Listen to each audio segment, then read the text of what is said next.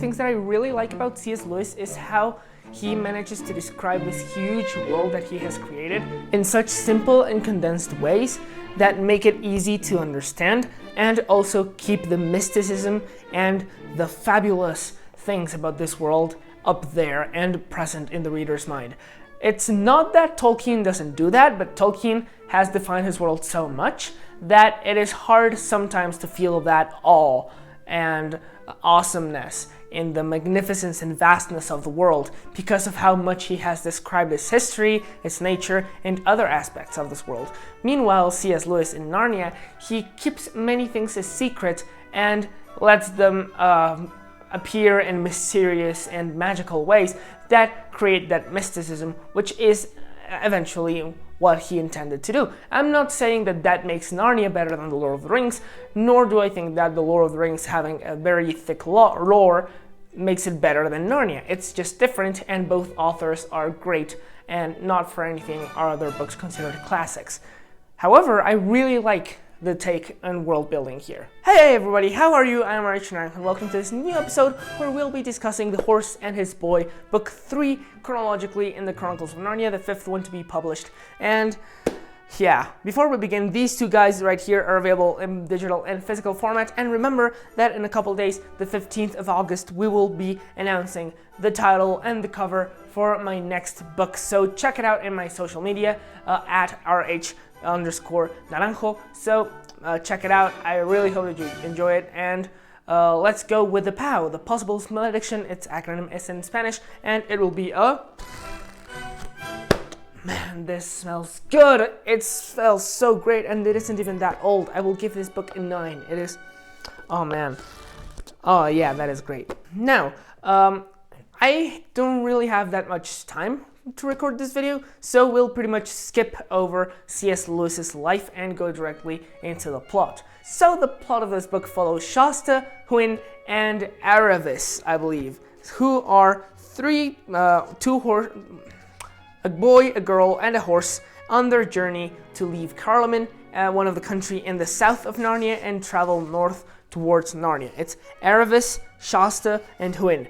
And on their way there, they will face many troubles. Hwin is actually a horse from Narnia, so Hwin can talk, and they will eventually find themselves in a battle that will threaten Narnia itself. So it is a very interesting side story to the Chronicles of Narnia that I really recommend that you read. Shasta has been living on Carloman for his whole life. However, he was not born there. The people who took care of him found him on a basket on the river, and they took him from there and took care of him. However, he has not had a happy life, so he tries to escape when he discovers Hwin, a horse who can talk and is from Narnia, and they leave. And it's a very interesting story. It takes place during the reign of the Pevensies after The Lion, the Witch, and the Wardrobe, so that also connects it to the full Chronicles of Narnia. So it's a very interesting plot. And moving on, let's just start talking about my review for this story. So let's begin with the plot again. This is like the 5th time I say plot in this video.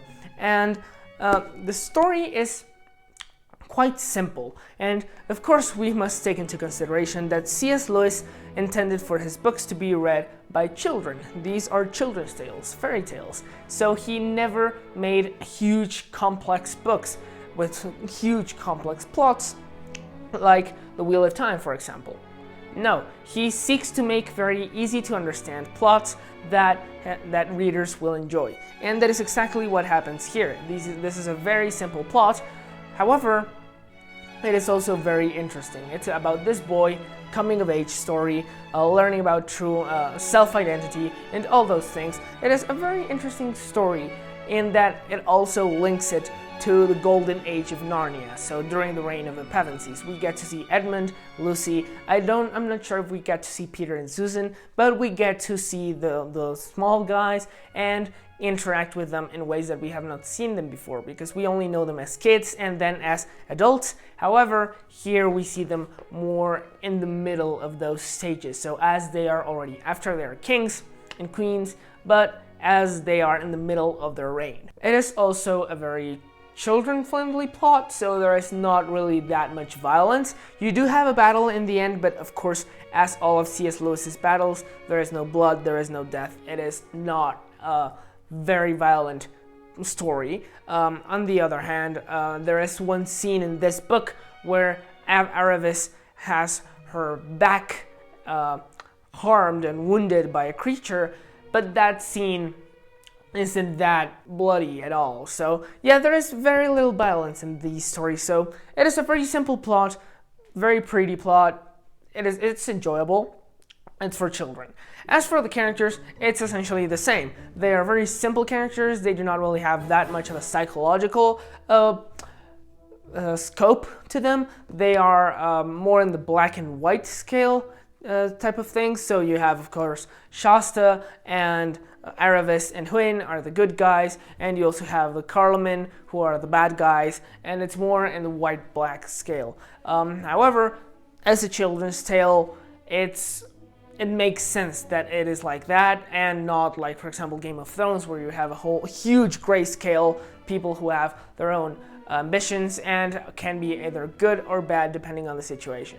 So, characters and plot, fairly simple, very interesting. I really like both of them.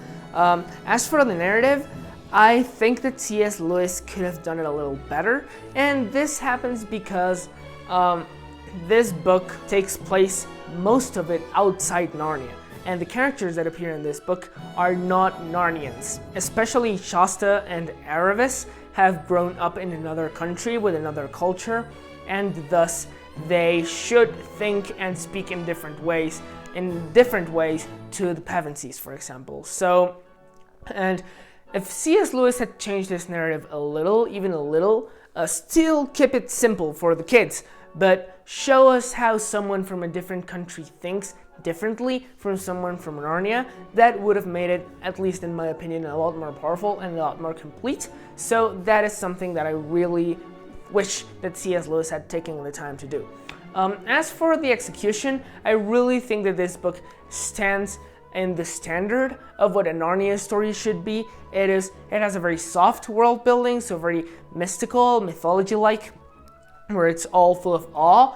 It's not, for example, like a Brandon Sanderson world where it's all hard magic and very defined and following strict rules. No, this one leaves more up to the imagination, and that makes it very interesting. It also keeps up, as I was saying, with the style intended for children, for small and young audiences. This book also keeps up with that very well. I really, really like this story in general.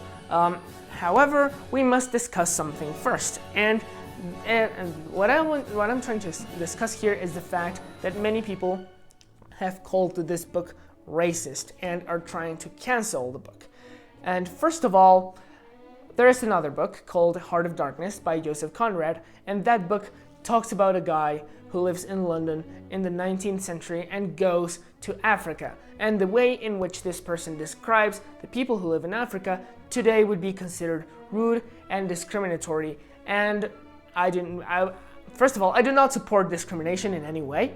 But however, I do not think that if a book written 200 years ago speaks of people in a very discriminatory way, it should be talked about. It should not be ignored. However, that should not mean that the book should be cancelled. Now, Narnia was written in the 1950s by a guy who wanted to evangelize, and at that moment, and for many years before that, the main enemy of Christianity had been Islam. And yes, both Tolkien and C.S. Lewis make the bad guys or the enemies in their stories very similar to Islamic people. So there is a clear inspiration on the Ottoman Empire that appears here in this book. So you actually have various illustrations with people wearing traditional Islamic clothing as depicting Carloman. So you do have that inspiration there. You do see how the enemies, the bad guys in both Narnia and in Lord of the Rings with the Easterlings and the Haradrim, those are inspired by Islam, by Islamic cultures. However, we must take into consideration the context. which also applies to, for example, Lord of the Rings not having that many women, which could be called sexist. However, because it was written in the 1950s, at the time, having characters like Galadriel or Eowyn or, let's say, Luthien and Arwen, other characters who appear in the First Age, having that many powerful women, because Galadriel is essentially the most powerful elf in Middle-earth and one of the most powerful people, that is a very feminist thing to do back in the 1950s. And Tolkien did a great job with that, but people still call him sexist today because in today's standards, he does have too little women. But in the standards of the time in which he wrote the book, he had too many, and he was actually a feminist promoting equality. So we must take into consideration the context of a story before actually judging, and that is one of the things that I think should be talked about in this book. And once that has all been discussed, I still believe that canceling a book because of a topic like that, even if it is clearly racist and it is meant to be racist, not like this or Heart of Darkness, but if there is a book that is intently racist and the person knows and still writes it, that doesn't mean that the book should be canceled, because that book is history and it should be kept to learn lessons from it. Not to take information and apply it, of course, but to fight against that evil. So that is one thing that I really think that we should discuss about this book, and I am glad for all of those who have remained with me for this topic. It is a really serious topic that must be discussed, and yet again, I do not support discrimination in any way, shape, or form, so just clearing that up. Thank you so much for watching this video. I really hope that you enjoyed it. If you did, please leave a like, subscribe, and don't forget, we have an announcement, 15th of August. See you there. Thank you so much for all your help and support. Goodbye.